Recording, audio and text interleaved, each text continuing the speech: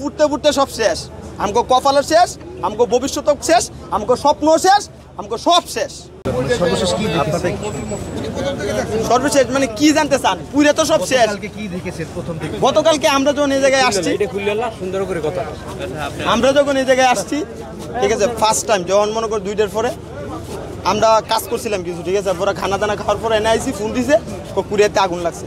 তো আমরা এনে আসছি, আসার পরে এই গেটে, ঠিক আছে, এই গেটে যখন আগুন কালি শুরুতে গেলে লাগছে, এই যে এনে এনে এই জায়গাতে গেলে লাগছে, শুরু হয়েছে, তখন আমরা কইছি ওই গেট ভাঙ্গে ভাঙ্গে ঢুকিয়ে যান, ভিতরে ঢুকিয়ে যান। ঢুকার পরে মনে করেন যে যা আবার ওখানে দিয়া পানি টানি দিয়ে সব বিয়ে করে, কিন্তু না, ওরা এটা করে নাই।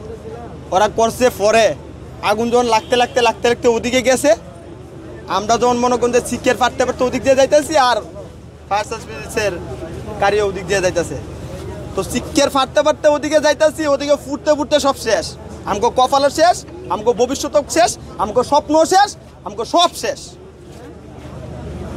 ফায়ার সার্ভিসকে তখন কি ঢুকতে দেওয়া হয়েছিল নাকি লেট হয়েছিল? বলছি মানে তারা তো তারার মতো কাজ করবো, ঠিক আছে, আমগোর কথা কি আর শুনবো, ঠিক আছে।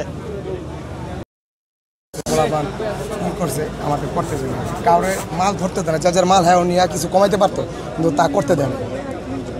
এখানে মানে কি ধরনের শ্রমিকরা কাজ করতো, মানে কে এখানে এখানে সব ধরনের শ্রমিকই কাজ করে, উপর পর্যায় থেকে নিচ পর্যায় পর্যন্ত যারা আছে সবাই কাজ করে। কত শ্রমিক কাজ করে? এখানে শ্রমিক প্রায় 20,000 শ্রমিক আছে। 20-এর উপর হবে। 20,000 শ্রমিক আছে। এখন আপনার কি করতে হবে, মানে কি নিশ্চয়? এখন আমাদের দিকে যদি সরকার সুদৃষ্টি দেয়, কিংবা আমাদের ম্যানেজমেন্ট যারা আছে, আমাদেরকে যারা চালাইতো, ওনারা যদি আমাদের দিকে একটু সুদৃষ্টি রাখে, তাহলে হয়তো বা আমাদের মতন মানুষ খেয়ে পরে কোনো মতন জীবনযাপন করতে পারবে।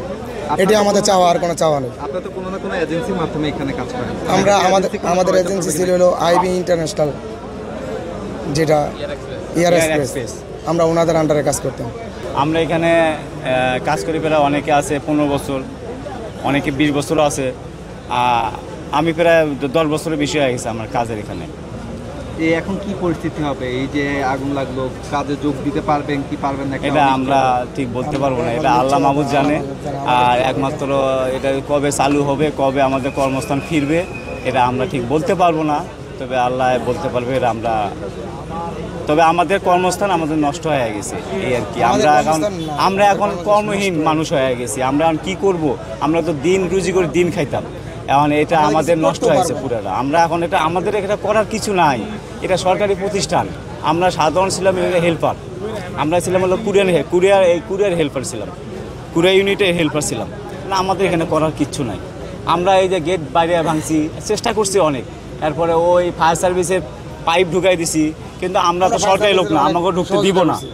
পরে এই অনেক কিছু করছি, আমরা চেষ্টা করছি, কিন্তু পারি নাই।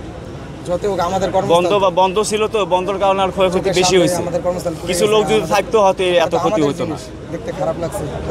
আমরা এখানে অনেক দিন ধরে কাজ করি, এখানে আমাদের এখানে অনেক